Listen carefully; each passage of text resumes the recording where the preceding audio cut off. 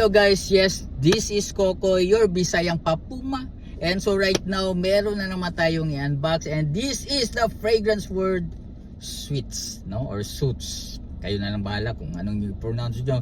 And kararating niya lang actually. So ito yung box niya, meron siyang hologram dito. Ito yung harap. Then merong barcode dito sa may rear, no? So open na natin siguro para wala nang intro. Okay, so ito yung kanyang bottle. Ayun, no? Baliktad. So, yan. Ang ganda. I-focus lang natin. Ayun, no?